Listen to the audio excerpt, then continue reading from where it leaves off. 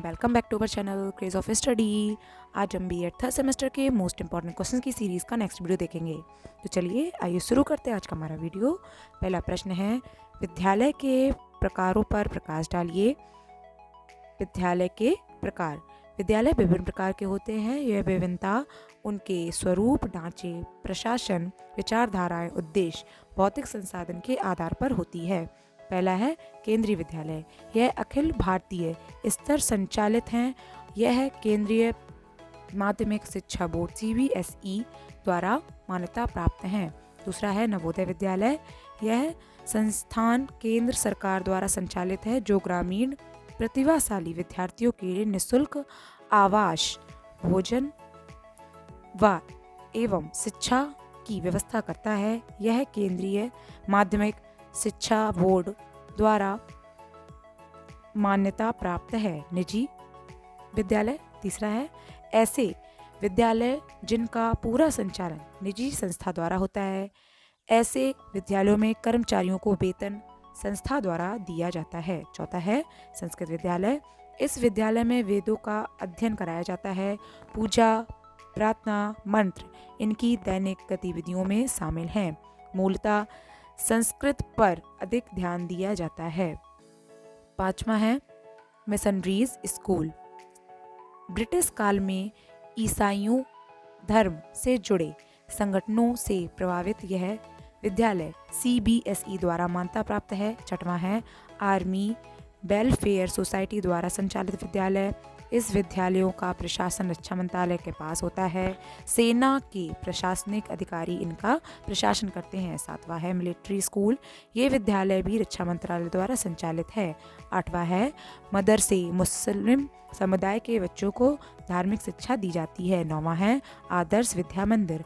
मूलतः विद्या भारती द्वारा संचालित है एवं हिंदी भाषा पर मुख्यतः जोर देती है। 10वां है सरकारी स्कूल। राज्य सरकार द्वारा जनता को सुलभ शिक्षा उपलब्ध कराने हेतु प्रत्येक 1 किलोमीटर पर विद्यालय की योजना वर्तमान में सभी गांवों में इस प्रकार के विद्यालय हैं। दूसरा प्रश्न है विद्यालय भवन निर्माण के चरण बताइए। उसका उत्तर है विद्यालय भवन निर्माण के चरण। विद्यालय भवन निर्माण हेतु क्रमवार चरण निम्न है। पहला है छात्र संख्या अनुसार भविष्य आकलन सहित भवन के आकार का निर्धारण। दूसरा है भूमि का संबंध। चौथा है भूमि का चयन, उपलब्ध भूखंडों का चयन। चौथा है भूमि के स्वामित्व का प्रबंधन, अभिलेखों के नाम भूमि कराना। पांचवा है भवन आकार का चयन या नक्शा। छठवां है लागत का आकलन। सातवां है संसाधनों की व्यवस्था, वित्त मानव संसाधन, तकनीकी परामर्श तथा क्रियान्वयन। आठवां है वित्तीय व मानव संसाधन के कार्यों का अभिलेखीकरण, कैशबुक, मास्टरील भरना आदि। नौवां है अभिलेखों का पूरण व अनुरक्षण व अनुश्रवण। 10वां है भूमि पूरित होने की सूचना व प्राप्त धनराशि का उपभोग प्रमाण पत्र प्रस्तुत करना। तीसरा प्रश्न है विद्यालय भवन में लर्निंग कॉर्नर किसे कहते हैं। लर्निंग कॉर्नर विद्यालय अधिगम को स्वामित्व प्रदान करने हेतु विद्यालय भवन में शिक्षण अधिगम सामग्री व लर्निंग कॉर्नर का प्रबंध किया जाता है। प्रत्येक विद्यालय में एक लर्निंग कॉर्नर की व्यवस्था की जाती है, जो विद्यालय या कक्षा के किनारे होता है, जिसमें छात्रों के पाठ व विषय से संबंधित TLM जैसे नक्शे, मानचित्र, पुस्तकें आदि होती हैं। छात्र जब चाहता है जाकर उन वस्तुओं को उल्टाता पलटाता है, पढ़ता है तथा उनसे सीखता है। लर्निंग कॉर्नर के प्रयोग हेतु बच्चों को प्रेरित करने के लिए आकर्षक सामग्री व पुस्तकें संग्रहित की जाएं तथा शिक्षकों द्वारा प्रयोग के समय उचित दिशा निर्देश व जानकारी बच्चों को दिया जाए, ताकि बच्चे लर्निंग कॉर्नर का लाभ उठा सकें। इसमें गत वर्ष उत्तीर्ण कर चुके छात्रों की पुस्तकें भी लेकर रखी जा सकती हैं।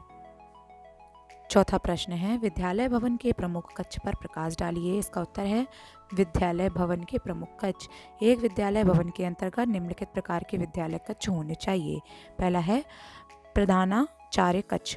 विद्यालय भवन चाहे बड़ा हो या छोटा, प्रधानाध्यापक कक्ष होना आवश्यक है। यह कक्ष ऐसे स्थान पर होना चाहिए जहां से प्रधानाचार्य स्कूल के सभी प्रशासनिक एवं शैक्षिक गतिविधियों का निरीक्षण कर सके। दूसरा है स्कूल कार्यालय। प्रधानाचार्य के कक्ष के पास ही विद्यालय कार्यालय भी होना चाहिए। कार्यालय का आकार इसमें काम करने वाले कर्मचारियों की संख्या के अनुरूप होना चाहिए। तीसरा है आगंतुक कक्ष। विद्यालय में एक आगंतुक कक्ष भी होना चाहिए क्योंकि अभिभावकों का आना जाना लगा रहता है। चौथा है सभा कक्ष। विशेष अवसरों पर शिक्षक व छात्रों को एक साथ बैठने के लिए एक सभा भवन भी होना चाहिए। पांचवा है कक्षा कक्ष। छात्रों की संख्या के अनुरूप विद्यालय के कमरों की व्यवस्था होनी चाहिए। छठवां है शिक्षक कक्ष। शिक्षण कार्य लगातार करने पर शिक्षकों में मानसिक थकान स्वाभाविक रूप से आ जाती है, इसलिए खाली समय में शिक्षकों को आराम करने के लिए एक शिक्षक कक्ष होना चाहिए। सातवां है पुस्तकालय। विद्यार्थियों की संख्या एवं आवश्यकता को ध्यान में रखते हुए स्कूल में एक पुस्तकालय कक्ष बनाया जाना चाहिए। आठवां है विज्ञान कक्ष। वर्तमान समय में सभी विद्यालयों में विज्ञान की शिक्षा अनिवार्य रूप से दी जा रही है, इसलिए प्रत्येक विद्यालय में एक विज्ञान कक्ष का होना आवश्यक है। नौवां है स्कूल कैंटीन। विद्यालय के प्रांगण में एक कैंटीन का होना भी जरूरी है। 10वां है शौचालय। विद्यालय में शौचालय का निर्माण पर्याप्त संख्या में होना चाहिए। प्रधानाचार्य, शिक्षक व छात्र छात्राओं के लिए अलग अलग शौचालय होना चाहिए तथा सफाई के लिए सफाई कर्मियों की व्यवस्था होनी चाहिए। 11वां है स्टैंड। विद्यालय में छात्रों की सुविधा के लिए साइकिल, स्कूटर आदि गाड़ियां खड़ी करने के लिए स्टैंड होना चाहिए। विद्यालय के मुख्य गेट के पास ही स्टैंड बनवाना चाहिए। 5वां प्रश्न है विद्यालय या स्कूल की प्रमुख विशेषताओं को समझाइए। इसका उत्तर है विद्यालय की मुख्य विशेषताएं। विद्यालय की मुख्य विशेषताएं निम्नलिखित हैं। पहला है लघु समाज।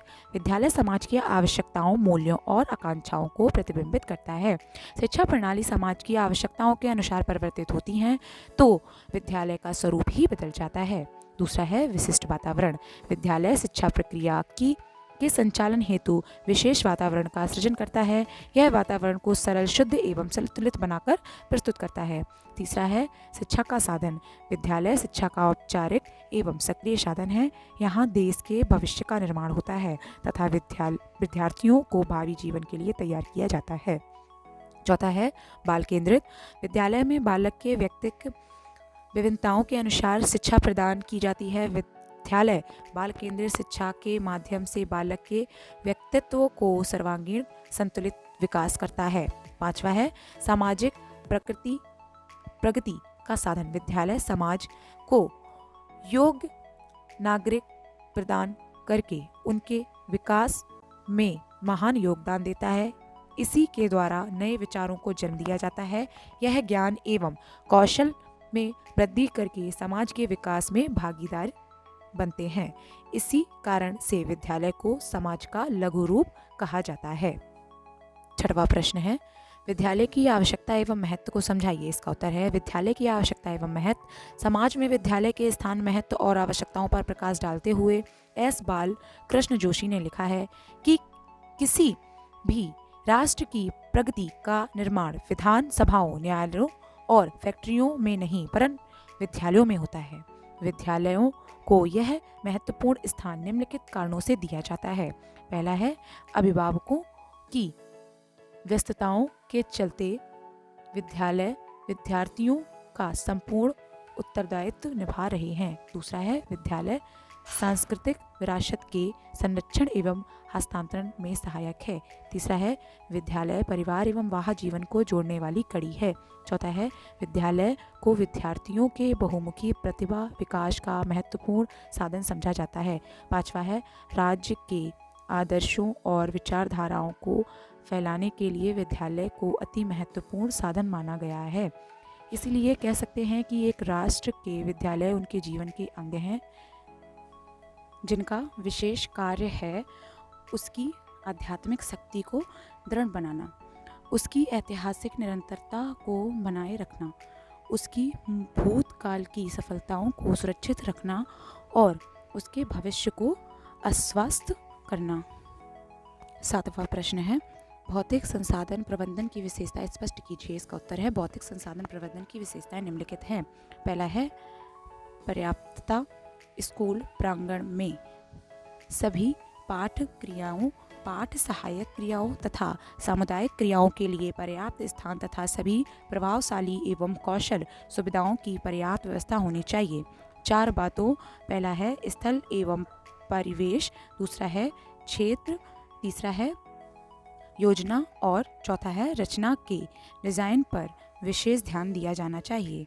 आगामी पृष्ठों में इनकी सविस्तार व्याख्या की जाएगी।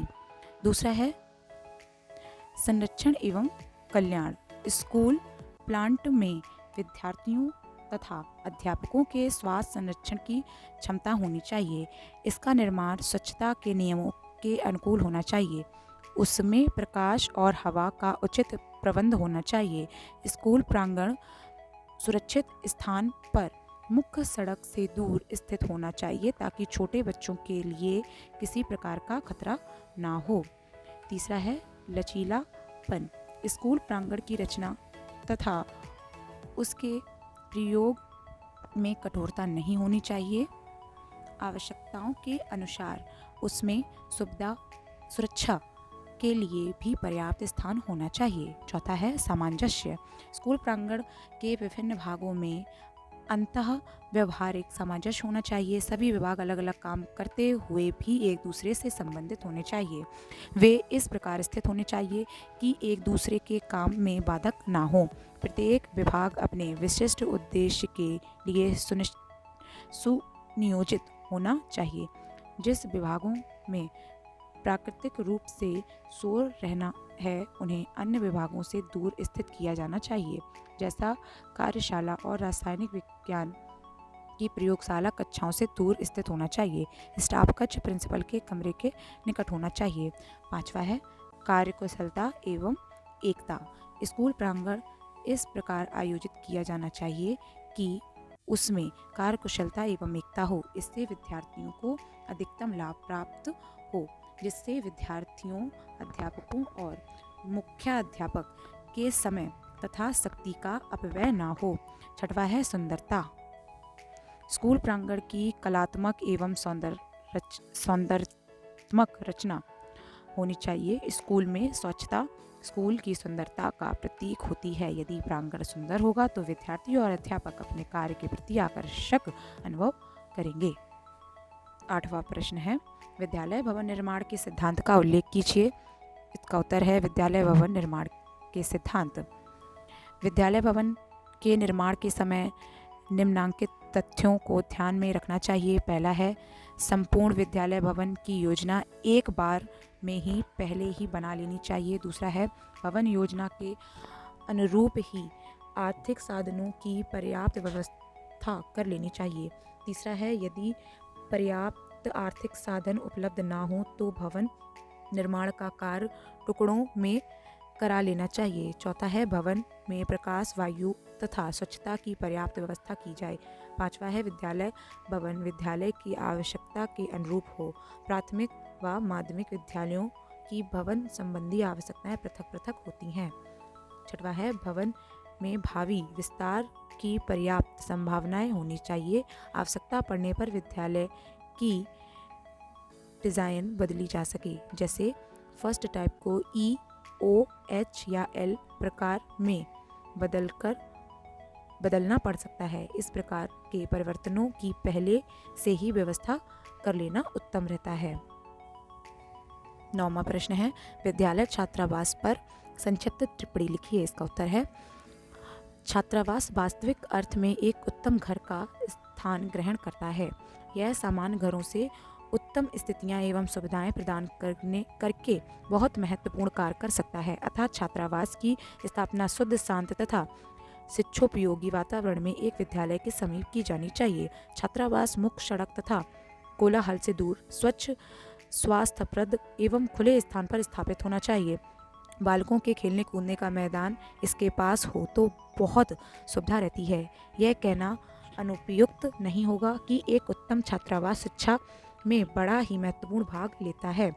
छात्रावास में बालकों के शारीरिक, मानसिक, नैतिक आदि सभी पक्षों के विकास के लिए वे सुविधाएं प्राप्त होती हैं जो सामान्यतः घरों में नहीं पाई जाती। छात्रों के शारीरिक पक्ष के विकास के लिए पौष्टिक भोजन, स्वच्छ जल, शारीरिक व्यायाम, खेल कूद की उपयुक्त व्यवस्था रहती है। मानसिक विकास के लिए पुस्तकालय, वाचालय तथा अध्ययन करने के लिए उचित प्रकार की व्यवस्था की जाती है। बालकों के नैतिक विकास के लिए उन्हें नियमित जीवन व्यतीत करने तथा उपयुक्त आदतों के विकास के लिए अवसर प्रदान होते हैं।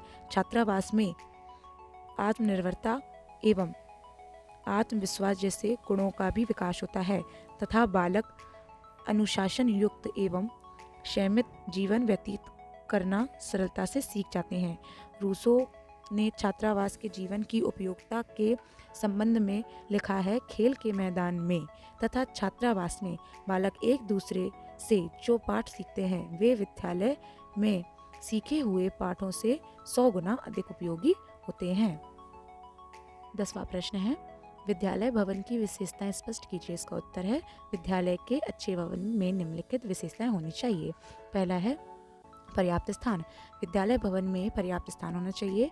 स्थान की पर्याप्तता का निर्धारण अनेक बातों पर निर्भर करता है, जैसे छात्रों की संख्या, विद्यालय का स्वरूप, पढ़ाए जाने वाले विषयों की संख्या, पाठ्यक्रम, सहगामी क्रियाओं की संख्याओं तथा भावी योजनाएं इत्यादि। दूसरा है लोच। विद्यालय भवन ऐसा हो जिसमें आवश्यकता पड़ने पर सुविधानुसार परिवर्धन तथा संशोधन किए जा सकें। इससे विद्यालय को भावी विकास में सुविधा रहती है और भविष्य में विकास होने पर भवन संबंधी कठिनाइयों का सामना नहीं करना पड़ता। तीसरा है आर्थिक। भवन चाहे छोटा ही क्यों ना हो, सुनियोजित तथा साफ सुथरा होना चाहिए। भवन देखने में अच्छा तथा आकर्षक हो। चौथा है सुविधा युक्त। भवन में सभी आवश्यक सुविधाएं होनी चाहिए। भवन में शौचालय की व्यवस्था हो, कमरों में हवा तथा प्रकाश की समुचित व्यवस्था होनी चाहिए। खेल कूद, मनोरंजन, कॉमन कक्ष आदि का होना आवश्यक है। पांचवा है शांत वातावरण। विद्यालय भवन शांत वातावरण में हो। नगर तथा उद्योगों के कोलाहलपूर्ण वातावरण से दूर विद्यालय सरस्वती वंदना के शांत तथा सुमन्य मंदिर होने चाहिए, किंतु छात्रों के आवास स्थल से इतने दूर भी ना हो कि छात्रों को वहां तक पहुंचने की असुविधा हो। Thank you for watching this video. B Ed third semester की मोस्ट इंपॉर्टेंट क्वेश्चंस की सीरीज को देखने के लिए हमारे चैनल को सब्सक्राइब करें और बेल आइकन जरूर प्रेस कर दें ताकि हमारे आने वाले वीडियो की नोटिफिकेशन आप तक पहुंच जाएं। Thank you.